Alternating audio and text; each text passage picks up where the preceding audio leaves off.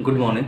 तो हमारा बिहार का सीरीज चल रहा था। इसी सीरीज का एक हिस्सा आज देखेंगे, बिहार की प्राकृतिक संरचना के आधार पर कैसे विभाजित किया गया है। तो बिहार को प्राकृतिक संरचना के आधार पर 3 भागों में विभाजित किया गया है। बिहार का उत्तरी पश्चिमी क्षेत्र, जिस भाग में पहाड़ी क्षेत्र है, शिवालिक का विस्तार है, और दूसरा बिहार का सीमांत दक्षिणी क्षेत्र, और तीसरा बिहार का शेष भाग जो बचा हुआ यानी मैदानी भाग। तो 3 भागों में बांटा गया। बिहार का पर्वतीय क्षेत्र जो कि पश्चिम चंपारण में स्थित है, बिहार का दक्षिणी सीमांत क्षेत्र जो पठारी क्षेत्र है, और बिहार का शेष क्षेत्र यानी मैदानी क्षेत्र। तो इन तीनों भागों को हम देखेंगे, इनकी विशेषताओं के बारे में, इनके क्षेत्र के बारे में और भी बहुत कुछ। तो आपको बोर्ड पे दिख रहा होगा बिहार का मानचित्र, जिसमें हमने बिहार के उत्तरी पश्चिमी क्षेत्र में, पश्चिम चंपारण क्षेत्र में शिवालिक पहाड़ी का विस्तार है, इसलिए इस क्षेत्र को पर्वतीय क्षेत्र कहते हैं। जैसा कि पता है कि बिहार के उत्तर में नेपाल स्थित है, और इसी नेपाल में शिवालिक पहाड़ी का विस्तार है, जिसका कुछ भाग बिहार के पश्चिमी चंपारण में भी फैला हुआ है। तो बिहार के पश्चिमी चंपारण में शिवालिक की पहाड़ी के सोमेश्वर श्रेणी स्थित है। जो शिवालिक की पहाड़ी है उसी का एक भाग सोमेश्वर श्रेणी जो कि पश्चिमी चंपारण में स्थित है। ये बिहार के पश्चिमी चंपारण के उत्तरी क्षेत्र में है सोमेश्वर श्रेणी। और बिहार के पश्चिमी चंपारण में शिवालिक का जो सबसे दक्षिणी भाग है और रामनगर दून की पहाड़ी है। तो सोमेश्वर की पहाड़ी स्थित है पश्चिम चंपारण के उत्तरी क्षेत्र में, और रामनगर दून की पहाड़ी स्थित है पश्चिम चंपारण के दक्षिणी क्षेत्र में, जो शिवालिक का सबसे दक्षिणी विस्तार है, रामनगर दून की पहाड़ी। तो पहले देखते हैं एक एक करके। हम पहला देखते हैं सोमनगर की पहाड़ी, सोमेश्वर की पहाड़ी, सोमनगर नहीं, सोमेश्वर की पहाड़ी। तो सोमेश्वर की पहाड़ी बिहार के पश्चिमी चंपारण के उत्तरी क्षेत्र पे स्थित है, जिसकी कुल लंबाई बिहार में 74 किलोमीटर है। और अगर इसकी चौड़ाई की बात करें तो 5 से 6 किलोमीटर एवरेज इसकी चौड़ाई है सोमेश्वर की पहाड़ी की। और इसकी ऊंचाई, सोमेश्वर पहाड़ी की ऊंचाई एवरेज 457 मीटर, और जो इसकी सबसे ऊंची चोटी है सोमेश्वर की चोटी, उसकी ऊंचाई 874 मीटर है। और इसी सोमेश्वर चोटी पे एक सोमेश्वर किला भी स्थित है। तो अब देखते हैं बोर्ड पे थोड़ा मानचित्र में।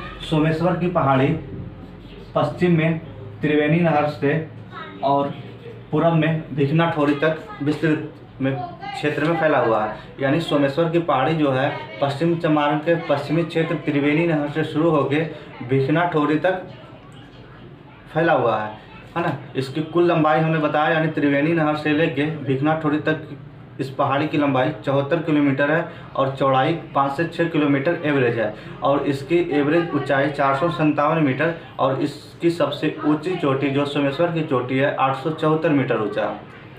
और इसी पहाड़ी में बहुत सारे दर्रे हैं, चूँकि ये नेपाल से बहुत सारी नदियां बहकर बिहार में प्रवेश करती है, और इसी नदियों के बहाव से इस पहाड़ी में बहुत सारे दर्रे बन गए हैं।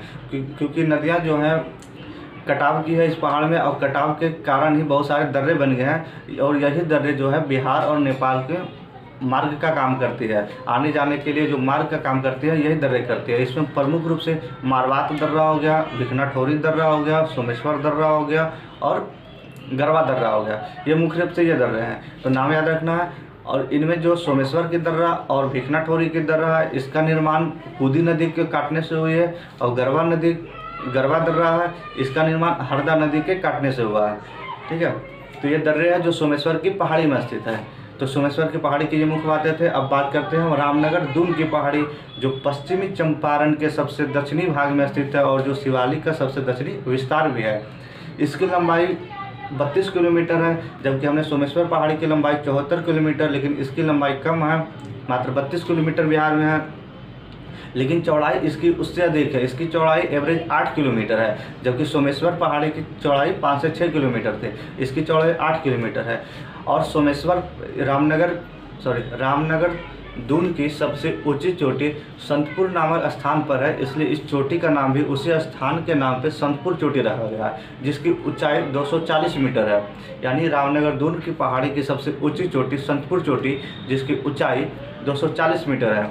और इन दोनों पहाड़ियों, जैसा कि देख सकते हैं बोर्ड पे, सोमेश्वर की पहाड़ी और रामनगर दून की पहाड़ी, ये दोनों पहाड़ियों के बीच के जो भाग है चूँकि पता है कि दो पहाड़ों के बीच का क्षेत्र घाटी कहलाता है, तो ये रामनगर दून और सोमेश्वर के पहाड़ी का क्षेत्र की घाटी को हरदा घाटी कहते हैं, या इसे दून घाटी भी कहा जाता है, दून घाटी या हरदा घाटी। तो प्रश्न ये आ सकता है कि सोमेश्वर घाटी और रामनगर दून की सोमेश्वर की पहाड़ी और रामनगर दून की पहाड़ी के बीच की घाटी को क्या कहते हैं, तो हरदा घाटी या दून घाटी के नाम से जानते हैं इसको, ठीक है। और इसकी जो कुल लंबाई है इस घाटी की वो 22 किलोमीटर है, और इसकी ऊंचाई जो बाकी बिहार का मैदान है, उत्तरी मैदान, इससे थोड़ा अधिक है। जहां जलोढ़ मिट्टी का विस्तार है बाकी मैदान में, इसके अपेक्षा इस घाटी की ऊंचाई थोड़ी अधिक है, क्योंकि पर्वतीय इलाका है इसलिए इसकी ऊंचाई भी मैदान के इलाके से थोड़ा अधिक है। तो हमने देखा पश्चिमी क्षेत्र में, अब देखते हैं मैदानी क्षेत्र में, बिहार का मैदानी क्षेत्र। तो चूँकि बिहार का मैदानी क्षेत्र पता है कि बिहार के बीच से गंगा नदी होकर गुजरती है, जो बिहार के मैदान को दो भागों में बांट देती है, बिहार का उत्तरी मैदान और बिहार का दक्षिणी मैदान। तो एक एक करके जानते हैं। पहले देखेंगे हम बिहार का उत्तरी मैदान। तो बिहार का उत्तरी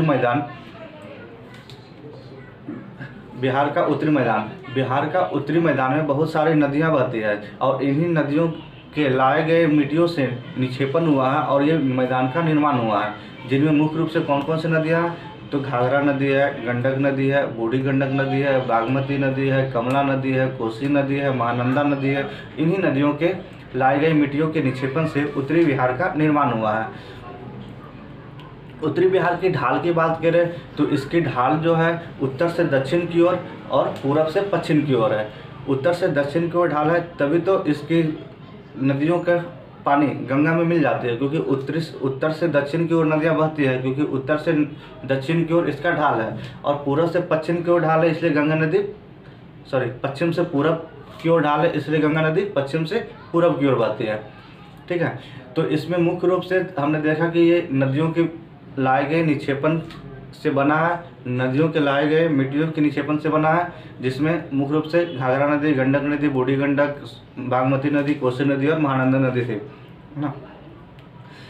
अब देखते हैं बिहार का दक्षिणी क्षेत्र, बिहार का दक्षिणी मैदान। जो बिहार का दक्षिणी मैदान है वो देखते हैं। बिहार का दक्षिणी मैदान, तो बिहार का दक्षिणी मैदान भी बहुत सारी नदियों से लाए गए मिट्टियों के निक्षेपण से बना है, जिसमें से मुख्य नदियाँ कौन सी हो गई, कर्मनाशा नदी है, सोन नदी है, पुनपुन नदी है, क्यूल नदी है, अजय नदी है ना। इन नदियों के लाए गए मिट्टियों के निक्षेपण से हुआ है। इन दक्षिण बिहार के नदियों को दक्षिण बिहार के मैदान को हम 3 भागों में बांटते हैं। कौन कौन से भाग में, तो देखते हैं। ये सोन नदी और ये क्यूल नदी। ये सोन नदी हो गया जो रोहतास और औरंगाबाद के बीच सीमा बनाते हुए प्रवेश करती है, सोन नदी।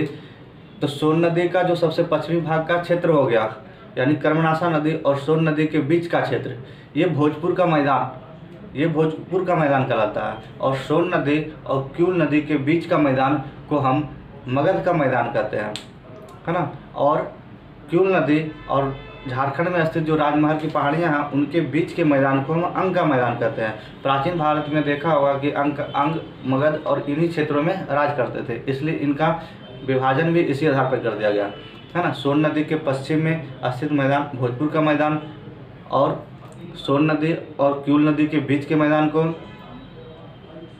मगध का मैदान, और क्यूल नदी और राजमहल पहाड़ियों के बीच के मैदान को अंग का मैदान कहा गया, ठीक है। जो दक्षिण भाग का ढाल की बात करें तो दक्षिण भाग की ढाल दक्षिण से उत्तर की ओर है, तभी तो जो सोन नदी, पुनपुन नदी, कर्मनाशा नदी दक्षिण से प्रवेश करती है वो गंगा नदी में मिल जाती है, क्योंकि दक्षिण से उत्तर की ओर ढाल होने के कारण यहाँ नदियों का प्रवाह भी दक्षिण से उत्तर की ओर है और पश्चिम से पूरब की ओर है, इसलिए यहाँ भी गंगा नदी पश्चिम से पूरब की ओर बहती है, ठीक है।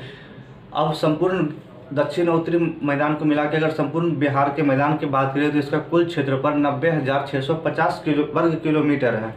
बिहार का कुल क्षेत्रफल 94,163 वर्ग किलोमीटर, जिसमें हमने अभी देखा था कि बिहार के पहाड़ी क्षेत्र का क्षेत्रफल 932 वर्ग किलोमीटर और बिहार के मैदानी भाग उत्तरी और दक्षिणी दोनों मिलाकर 90,650 वर्ग किलोमीटर है, ठीक है। और इस भाग का यानी मैदानी भाग का अगर संपूर्ण ढाल की औसत बात करें तो 6 सेंटीमीटर पर किलोमीटर के हिसाब से इसकी ढाल है, ठीक है। अब हम इस मैदानी क्षेत्र में महत्वपूर्ण शब्द चौर, मन और टाल की बात करते हैं। ये क्या होते हैं? चौर क्या होता है? तो चौर प्राकृतिक रूप से निम्न भूमि के क्षेत्र होते हैं जहां नदियों द्वारा पानी बरसात के दिनों में जमा हो जाते हैं और ये बहुत बड़े भूभाग पे जमा हो जाते हैं, इसलिए इसे चौर या मन दोनों एक ही शब्द है, चौर या मन कहा जाता है। देखा होगा कि बख्तियारपुर से पटना जाते टाइम ट्रेन से भी दिखता होगा कि बहुत सारे खेतों में पानी जमा होता है। इसलिए जमा होता है क्योंकि उस समय मानसून के समय, बरसात के समय नदियों में पानी अधिक हो जाने के कारण ये निम्न भूमि का क्षेत्र होता है जहाँ पानियाँ चली जाती है बरसात के, लेकिन निकलना थोड़ा मुश्किल हो जाता है क्योंकि ये भूमि निम्न भूमि क्षेत्र होती है, इसलिए यहाँ पानी जमा हो जाता है। इसी को चौर प्रदेश या मन प्रदेश कहा जाता है। तो हम दोनों भाग में देखेंगे कि कौन से चौर, महत्वपूर्ण चौर या मन उत्तरी भाग में स्थित है। तो पहले उत्तरी मैदान की बात करते हैं। तो उत्तरी मैदान में हरदिया चौर सारण जिला में देखने को मिलता है, हरदिया चौर सारण जिला में, और लखनी चौर पश्चिम चंपारण जिला में। बोर्ड पे भी लिखा हुआ है हरदिया चौर सारण जिला में, लखनी चौर पश्चिम चंपारण जिला में, बरेला चौर वैशाली जिला में, और बहादुरपुर चौर पूर्वी चंपारण में, और सुंदरपुर चौर पूर्वी चंपारण में। मन की बात करते हैं, सिर्फ नाम अलग अलग है, चीज़ एक ही है। मन की बात करते हैं तो सुरैया मन, पिपरी मन और सिमर मन, है ना। सिमरी, पिपरा और सरैया, सिमरी मन, सरैया मन और पिपरी मन, ये तीनों पश्चिमी चंपारण में स्थित है। सिमरी मन, सरैया मन और पिपरा मन, ये तीनों पश्चिमी चंपारण में स्थित है, जबकि टिटरिया मन, माधोपुर मन और मोती झील, ये तीनों पूर्वी चंपारण में स्थित है। अब दक्षिण मैदान की बात करते हैं, बिहार के दक्षिणी मैदान में, तो यहाँ मुख्य रूप से टाल के नाम से जाना जाता है। जैसे उत्तरी मैदान में चौर या मन के नाम से जाना जाता था, वही चीज़ दक्षिणी बिहार के मैदान में टाल के नाम से जाना जाता है। इसमें मुख्य रूप से सिंघौल टाल, मोर टाल, बड़िया टाल, चोट, है ना, लिखा हुआ भी इसमें, बहड़िया टाल, मुकामा टाल, सिंघौल टाल, मोर टाल, ये दक्षिण बिहार में स्थित है। ठीक है, तो हमने ये मैदानी भाग को देख लिया। अब देखते हैं हम इसके पठारी भाग को। तो पठारी भाग जैसा कि बिहार के दक्षिण, सीमांत दक्षिण क्षेत्र में, जो कि छोटा नागपुर का विस्तार है, देखने को मिलता है। ये मुख्य रूप से बांका हो गया, जमुई हो गया, नवादा हो गया, औरंगाबाद हो गया, गया हो गया, इन क्षेत्रों में देखने को मिलता है। इसका विस्तार बिहार के सीमांत क्षेत्रों में है। कौन कौन पहाड़ियाँ हैं? तो बराबर एवं नागार्जुन की पहाड़ियाँ, जो कि गया और जहानाबाद के बॉर्डर पर स्थित है। खड़गपुर की पहाड़ियाँ मुंगेर में स्थित है।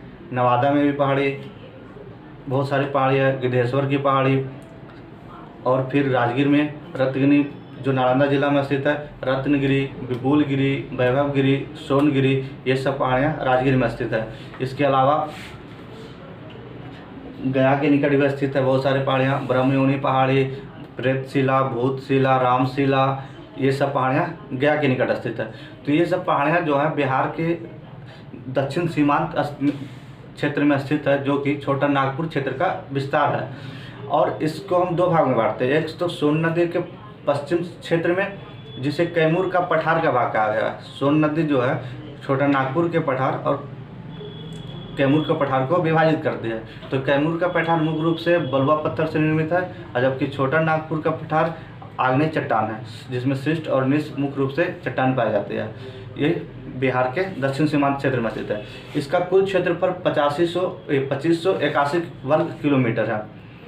बिहार के पठारी क्षेत्र, जो कि दक्षिणी सीमांत क्षेत्र में स्थित है, इसका कुल क्षेत्रफल 2581 वर्ग किलोमीटर है।